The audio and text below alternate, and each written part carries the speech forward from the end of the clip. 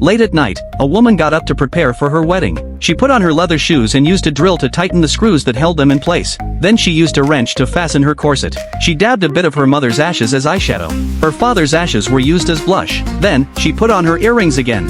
Then she took the flowers and left the room. A manhole cover spun open on the ground. Thick fog rose into the air. In the middle of the torches, the bride walked slowly with her bouquet in hand. The townspeople were frightened by her strange behavior and avoided her. But the bride did not care. This was the way of the Addams family. They lived for being different. As the funeral march played, the bride entered the wedding site. But the groom had forgotten the rings. Thankfully, a hand appeared just in time and delivered them. The ceremony could finally begin. In the graveyard, Addams family members from all over the country had gathered to celebrate the marriage. Just as the officiant announced the beginning of the ceremony, the townspeople showed up, holding torches, ready to destroy them. The officiant quickly declared them husband and wife, then ran away. The bride and groom kissed, then ran too. But the only path was blown up by the angry townspeople. With no way to escape, they picked up weapons and fought back. After the fight, the townspeople's pants fell down one by one. To help the couple escape, the mother charged at the crowd with a knife. The brother lay flat on the ground and carried the couple on his back across a steep cliff.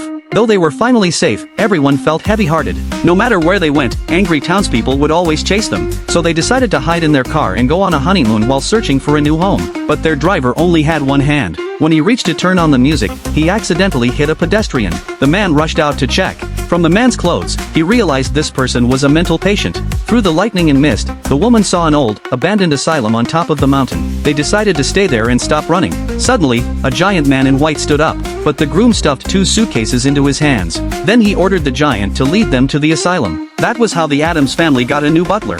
Inside the old castle, everything looked creepy and terrifying, but that was exactly the style the Addams family loved. So they made it their new home. Soon, they had 2 children. They thought they could finally live in peace. But one day, the fog around the mountain cleared. A new town had been built below, and the townspeople discovered the Addams family was still alive.